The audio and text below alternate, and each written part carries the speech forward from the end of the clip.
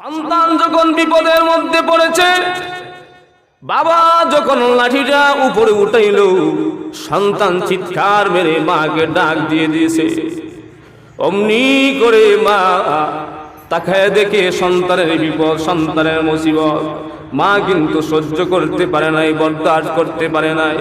অমনি দৌড় দিয়েছে, ঘর থেকে বের হয়ে বাবা এবং লাঠি এবং সন্তান, ওই তিনটা জিনিসের মধ্যে মা ঢুকে যায়। সন্তানকে আড়াল করে দিয়া বাবাকে ডাক দিয়ে বলেন, আর মাইরেন না গো, সন্তান ভুল করেছে, অন্যায় করেছে, পরবর্তীতে আমার সন্তান আর ভুল করবে না। এরকম কথা বলে কি বলে না? জুড়ে কথা বলেন। এই কথা যখন বলে সন্তানকে মা আড়াল করে দেয়, বাবার কাছ থেকে লাঠিটা নিয়ে সন্তানকে বাঁচানোর জন্য, হেফাজত করার জন্য মা চেষ্টা করে বাবাকে বুঝাইয়া সুঝাইয়া ঘরের ভিতরে নিয়ে নেয়। সন্তানও যখন বাবার কাছে মাপ চেয়ে নেয়, বাবা সন্তানটাকে মাফ করে দে। শুধু তাই না, মাফ করে দিয়া বাজারের মধ্যে নিয়ে আবার সুন্দর সুন্দর খাবার খাওয়ায়, আবার নতুন নতুন পোশাক কিনে দেয়। জুড়ে কোন ঠিক কি ঠিক না? ঠিক তেমনি ভাবে আল্লাহ রাব্বুল আলামিনের হুকুম যারা মানে না, সঠিক ভাবে নামাজ আদায় করে না, রোজা যারা পালন করে না, হজ করে না, যাকাত দেয় না, আল্লাহর সীমা লঙ্ঘন যারা করে, আল্লাহ রাব্বুল আলামিনের গজব যায় ওই বান্দাকে ধরার জন্য, মারার জন্য। অমনি আল্লাহ রাব্বুল আলামিন তাকায়া দেখে বান্দার উপরে ওই গজবটা যদি যাবে, গজবটা গেলে বান্দাটা ধ্বংস হয়ে যাবে। ওই বান্দা আর দুনিয়াতে টিকে থাকতে পারবে না। আল্লাহর দয়া মায়া মার চাইতে বাবার চাইতে কম না বেশি? জুড়ে কথা বলেন, কম না বেশি? আল্লাহর নবী বলেন, পৃথিবীতে যত মায়া আছে ওই সমস্ত মায়ার তুলনায় আল্লাহর মায়া অনেক বেশি। ও মুসলমান ভাইয়েরা আমার, একটা সমুদ্র হইতে যদি সূচের চিত্র দিয়া একটু পানি উঠানো হয়, হালকা বিন্দু পরিমাণ যে পানি উঠবে, এই পানির তুলনায় সমুদ্র কম না বড় বেশি? হাজার গুণ, কোটি গুণ, তার কোনো হিসাবই নাই, এত গুণ বেশি। আল্লাহর নবী, বিশ্ব নবী বলেন, ওই সমুদ্রটা হলো আল্লাহর মায়া। আর সুইচ দিয়া যে বিন্দু পরিমাণ পানি উঠানো হয়েছে, এই পানিটা হলো তামাম বিশ্বের যত মাখলুক আছে, যত মা বাবা আছে, যত মানুষ আছে, সমস্ত মানুষের মায়া। সবকিছু এক করলে যতটুক হবে, মানে সুইচের আগার মধ্যে বিন্দু পরিমাণ যে একটা পানির ফুটা দেখা যায়, এই পানির ফুটা, এটা হলো সমস্ত মাখলুকের মায়া। আর পুরা সমুদ্র হলো আল্লাহ রাব্বুল আলামিনের মায়া। এই জন্য আল্লাহ তাকায় দেখেন, ওই বান্দার উপরে যখন গজবটা পড়ে, ওই বান্দা যখন নামাজ পড়ে না, আল্লাহ রাব্বুল আলামিন বান্দার প্রতি রাগ হয়ে গজব নাজিল করতে চান। বান্দা যখন রোজা রাখে না, রমজানের দিনের বেলায় হোটেলের ভিতরে লাল পর্দার ভিতরে ঢুকে ঢুকে যখন চা খায় আর ডাইলে বড়া সিঙ্গারা পুরি খায়, ওই সময় আল্লাহ রাব্বুল আলামিনের রাগ হয়, গুসা হয়। আল্লাহ রাব্বুল আলামিনের গজব তখন ওই বান্দাকে ধরার জন্য যায়। আল্লাহ তাকায় দেখেন, গজবটা পড়লে বান্দাটা ধ্বংস হয়ে যাবে, মারা যাবে। অমনি আল্লাহ রাব্বুল আলামিন আল্লাহর রহমতকে ডাক দিয়ে বলেন, ইন্না রাহমাতি সাবাকাত গাযাবি, রহমত রে দৌড় দে, ওই গজবের আগে আগে দৌড়ে দে। গজব এবং আমি বান্দার মাঝখানে ঢুকে যাবে, ওই রহমত গজব এবং বান্দার মাঝখানে ঢুকে গিয়ে গজব রে ডাক দেয়া কয়, গজব রে পড়িস না, ওই বান্দার উপরে পড়লে বান্দাটা ধ্বংস হয়ে যাবে। ওই বান্দা বুঝে নাই নামাজ কাজা করে ফেলেছে, বান্দা বুঝে নাই দিনের বেলা রমজান মাসে হোটেলের লাল পর্দার ভিতরে ঢুকে খাবার খেয়েছে। আজকে পড়িস না, আমি ঘোষণা দিতেছি, এবার রমজানের ভিতরে লাল পর্দার ভিতরে বসে খাবার খেয়েছে, আগামী বছর আর বান্দা খাবে না। সন্তান, তার উপরে বাবার হক আছে। ধরেন এক সন্তানকে বাবা বলল যে আজকে আমি বাড়ি থেকে চলে যাবো, এই একটু দূরে সিটিতে যাইতেছি একটা কাজ করার জন্য, তুমি এক কাজ করবা, বাড়িতে থেকে আমি যে কাজগুলা করতাম বাড়িতে থাকা সত্ত্বে এই কাজগুলো তুমি করবা। কি করবা? বাড়িতে একটা গরু আছে, গরুরে ঘাস পানি দিবা। ক্ষেতের মধ্যে মুনি লাগানো আছে, সেখানে ভাত নিয়ে পৌঁছাইবা। তারপরে বাজারের দোকানে কর্মচারী আছে, সেখানে তো একটু দেখাশোনা করবা। এই কথা কইয়া বাবা সুন্দর করে সাজ্জা চলে গেছে।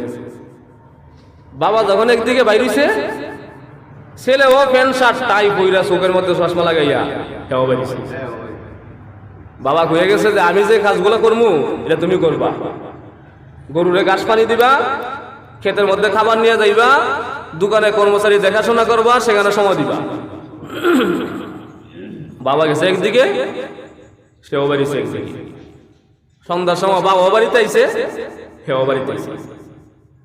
এখন বাবা আইসা দেখে সারাদিন গরুরে ঘাসও দেয় নাই, পানিও দেয় নাই, গরু কারুই হয়েছে। কর্মচারীর ভাত পাঠানোর কথা ছিল, দোকানে সময় দেওয়ার কথা ছিল, সেখানেও যায় নাই। কর্মচারী উপবাস, ক্ষেতের মধ্যে মুনি লাগানো আছে, সেখানে ভাত পাঠানোর কথা ছিল। মুনিরা তো সেটা ভাই আর মালিক পাইছিলাম না।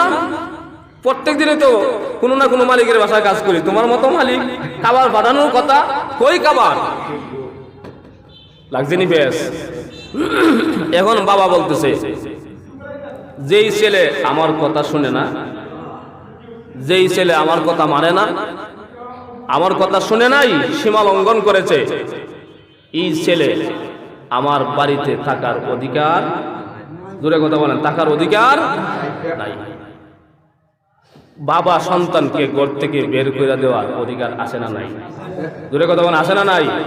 কারণ বাবার কথার সীমা লঙ্ঘন যদি করে, তাহলে তাকে শাস্তি দেওয়ার অধিকার বাবার আছে। ঠিক তেমনি ভাবে আল্লাহর যে হুকুম আছে, আল্লাহ বলছেন নামাজ পড়বা, রোজা রাখবা, হজ করবা, যাকাত দিবা, পর্দা বসিতা মেনে চলবা, রাসূলের ইত্তেবা করবা, কোরআন মানবা, হাদিস মানবা, শরীয়তের প্রত্যেকটা বিধিবিধান মেনে চলবা। যদি সীমা লঙ্ঘন করে, তাকে শাস্তি দেওয়ার অধিকার আল্লাহর, দূরে কথা বলেন, আল্লাহর। এখন বাবা তো সন্তানকে বলে দিছে, তোমার আমার বাড়িতে থাকার কি নাই, অধিকার নাই। তখন কি করুন লাগবো? বাবার বাড়িতে থাকতে গেলে তওবা করতে হবে, বাবার কাছে মাপ চাইতে হবে। মাপ চাইব কি? বাবার তো চোখে চোখে চাওয়া যায় না, চোখটা দেওয়া যায় আগুনের টুকরার মতো। যাইকালি গেছে, বাবা সামনে পড়ছে, বাবা একটা লাড়ি লইছে, লইয়া এখন আজাব না জিলিব তার উপরে গজব। যেই মাত্র লাড়ির উপরে উঠেছে, একটা শিক্ষার মাঝে মা কারা ডাক দিছে, মার ডাক দিছে। মুসলমান আমার সন্তান যখন বিপদের মধ্যে পড়েছে, বাবা যখন লাঠিটা উপরে উঠাইল, সন্তান চিৎকার মেরে মাকে ডাক দিয়ে দিয়েছে। অমনি করে মা তাকায় দেখে সন্তানের বিপদ, সন্তানের মুসিবত, মা কিন্তু সহ্য করতে পারে নাই, বরদাস্ত করতে পারে নাই। অমনি দৌড় দিয়েছে, ঘর থেকে বের হয়ে বাবা এবং লাঠি এবং সন্তান, ওই তিনটা জিনিসের মধ্যে মা ঢুকে যায়।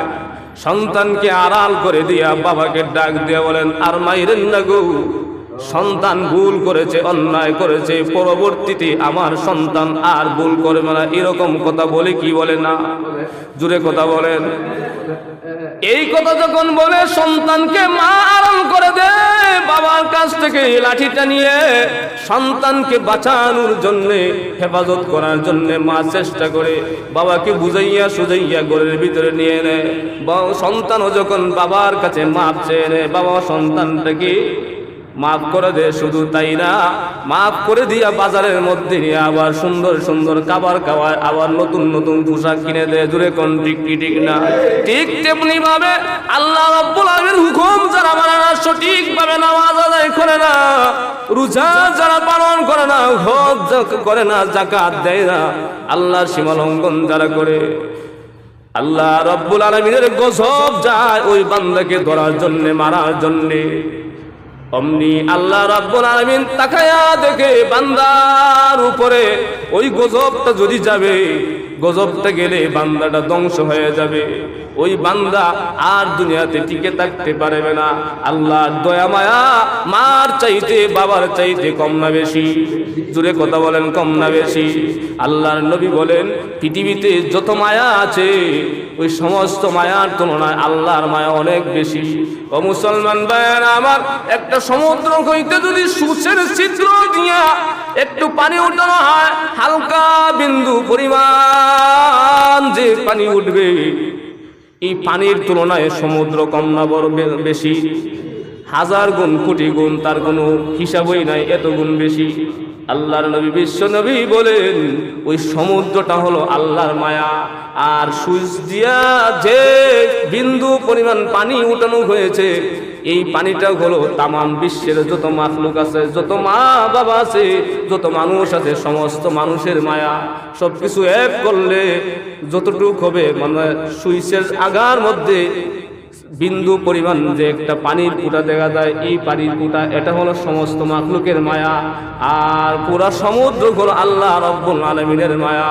এই জন্য আল্লাহ তাকায় দেখেন ওই বান্দার উপরে যখন গজবটা পড়বে, ওই বান্দা যখন নামাজ পড়ে না, আল্লাহ রাব্বুল আলামিন বান্দার প্রতি রাগ হয়ে গজব নাজিল করতে চান। বান্দা যখন রোজা রাখে না, রমজানের দিনের বেলা হোটেলের ভিতরে লাল পর্দার ভিতরে ঢুকে ঢুকে যখন চা খায় আর ডাইলে বড়া সিঙ্গারা পুরি খায়, ওই সময় আল্লাহ রাব্বুল আলামিনের রাগ হয়, গুসা হয়। আল্লাহ রাব্বুল আলামিনের গজব তখন ওই বান্দাকে ধরার জন্য যায়। আল্লাহ তাকায় দেখেন গজবটা পড়লে বান্দাটা ধ্বংস হয়ে যাবে, মারা যাবে। অমনি আল্লাহ রাব্বুল আলামিন আল্লাহর রহমতকে ডাক দিয়ে বলেন, ইন্না রাহমাতি সাবাকাত গাযাবি, রহমত রে দৌড় দে, ওই গজবের আগে আগে দৌড়ে দে। গজব এবং আমি বান্দার মাঝখানে ঢুকে যাবে, ওই রহমত গজব এবং বান্দার মাঝখানে ঢুকে গিয়ে গজবরে ডাক দেয়া কয়, গজব রে পড়িস না, ওই বান্দার উপরে পড়লে বান্দাটা ধ্বংস হয়ে যাবে। ওই বান্দা বুঝে নাই নামাজ কাজা করে ফেলেছে, বান্দা বুঝে নাই দিনের বেলা রমজান মাসে হোটেলের লাল পর্দার ভিতরে ঢুকে খাবার খেয়েছে। আজকে পড়িস না, আমি ঘোষণা দিতেছি এবার রমজানের ভিতরে লাল পর্দার ভিতরে বসে খাবার খেয়েছে, আগামী বছর আর বান্দা খাবে না। রহমতে গজব রে কয়, এবার খাইছে আর খাইতো না। এবার নামাজ কাজা করছে আর নামাজ কাজা করবে না। এবার সীমা লঙ্ঘন করছে আর করবে না, পড়িস না। যখন রহমত ওই গজব রে এই কথা বলে, রহমত গজবের উপর প্রাধান্যতা লাভ করে, প্রাধান্য বিস্তার করে, তখন ওই গজব ওই বান্দার উপর পড়তে পারে না। না হলে যে গুনাহ হইতেছে আমরা দ্বারা, যে গুনাহ হইতেছে, মানুষ বাচ্চা থাকার কোনো অবকাশ নাই।